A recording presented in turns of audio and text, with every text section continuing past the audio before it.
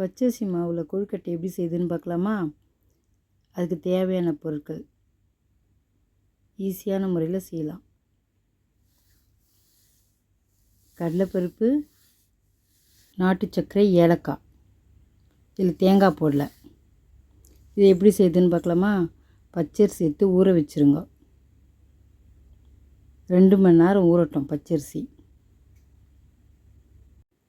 கடலைப்பருப்பு எடுத்து ஒரு 10 நிமிஷம் ஊற வச்சுருங்க. இது மாதிரி தண்ணி ஊற்றி. இப்போ கடலைப்பருப்பு ஊறிடுச்சு. இதை எடுத்து கழுவி குக்கரில் போட்டு வேக வச்சிடலாம். கொஞ்சமாக தண்ணி ஊற்றுங்க. 3 விசில் தான், நல்லா வெந்துடும். இறக்கிடலாம். பாருங்கள், வெந்துடுச்சு பாருங்கள் கடலைப்பருப்பு. இப்போ நம்ம வெடிக்கட்டி எடுத்து இதை மாதிரி வெடிக்கட்டி வச்சுக்கணும். இதில் இருக்க தண்ணியெல்லாம் வெடிக்கட்டணும். இதை மாதிரி வெடிக்கட்டி வச்சுருங்க. இப்போ பச்சரிசி மாவை நல்லா கழுவிட்டு இதை மாதிரி வெடிக்கட்டி பச்சரிசி வச்சுக்கணும். கொஞ்ச நேரம் அந்த தண்ணியெலாம் இருந்த பிறகு அரைக்கலாம். தண்ணி இருந்துச்சு. இதை எப்படி அரைக்கிறதுன்னு பார்க்கலாமா? ஒரு ஜார் எடுத்து அதில் சேர்த்துட்டு இதை மாதிரி அரைச்சிக்கோங்க. ஒரு இட்லி பாத்திரம் எடுத்து அதில் தண்ணி ஊற்றுறீங்க. தண்ணி ஊற்றிட்டு அதில் இட்லி தட்டு வச்சுட்டு இதை மாதிரி ஒரு துணி போட்டு நம்ம அரைச்ச மாவெல்லாம் எடுத்து அதில் சேர்த்துருங்க. இப்போ மூடி வச்சிடலாம். ஒரு 10 நிமிஷம் இல்லை 15 நிமிஷம், அவ்வளோதான். மாவு வெந்துடும். பாருங்கள், மாவு வெந்துடுச்சு. இப்போ இறக்கிடலாம். இப்போ சூடாக இருக்குது. சூடாக எடுத்து பிசைய முடியாது. அதனால் இது மாதிரி ஒரு தட்டு எடுத்து அதில் கொட்டிடுங்க. கொட்டி ஆற வச்சுருங்க.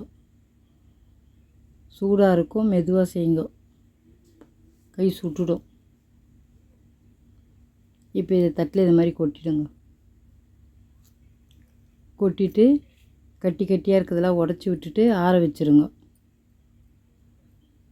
ஆறின பிறகு என்ன பண்ணுறதுன்னு சொல்கிறேன். மாவு ஆறுற வழிக்கு நம்ம பூர்ணம் செஞ்சிடலாம். கடலைப்பருப்பு எடுத்து ஒரு கடாயில் கொட்டிட்டு நாட்டு சர்க்கரையை அதிலே சேர்த்துருங்க. ஏலக்காயை அதிலே சேர்த்துருங்க. இப்போ ஸ்டவ்வை பற்ற வச்சு அதை கொஞ்சம் அப்படியே கலரி விடுங்க. கொஞ்சம் தண்ணியாக இருக்குது பார்த்திங்களா, அதை கொஞ்சம் திக்காக்கிடலாம். அவ்வளோதான், கட்டி ஆயிடுச்சு பாருங்கள். இப்போ வைக்கலாம். இப்போ ஆஃப் பண்ணிடலாம். ஸ்டவ் ஆஃப் பண்ணிவிட்டு உருண்டைக்கு மாவு எப்படி பிசையுதுன்னு பார்க்கலாம். இப்போ இது கட்டி கட்டியாக இருக்குது. அது எப்படி உடைக்கிறதுன்னு பார்க்கலாம். ஜார் எடுத்து அதில் சேர்த்துருங்க. சேர்த்துட்டு அதை அரைச்சி எடுத்துக்கலாம். நல்லா நைஸாக அரைஞ்சிடும். திருப்பி அந்த கட்டிலாம் இருக்காது. பற்றிலாம் கட்டிலாம் இல்லை.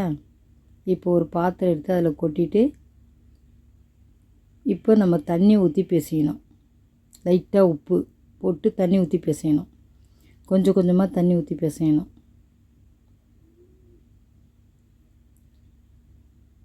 இந்த மாதிரி பிசைஞ்சிக்கோங்க. மாவு ரெடி ஆயிடுச்சு. இப்போ அது உள்ளே எப்படி பூர்ணம் வைக்கிறதுன்னு காமிக்கிறேன். இந்த மாதிரி எடுத்து உருண்டை பிடிச்சிக்கோங்க. எல்லா மாவையும் உருண்டை பிடிச்சி முதல்ல வச்சுக்கணும். இது மாதிரி அப்புறம் இந்த மாதிரி செய்துட்டு அதில் எடுத்து வச்சுக்கணும். பூர்ணத்தை வச்சு அமுக்கி கொழுக்கட்டை செஞ்சிடணும். அவ்வளோதான், கொழுக்கட்டை ரெடி ஆயிடுச்சு. எல்லாத்தையும் எடுத்து இட்லி பாத்திரத்தில் வச்சுட்டு 10 நிமிஷம் வெந்துடும். வெந்துடுச்சு கொழுக்கட்டை. அவ்வளோதான், ரெடி ஆயிடுச்சு. இப்போ சாப்பிட்டு பாருங்கள், ரொம்ப நல்லாயிருக்கும்.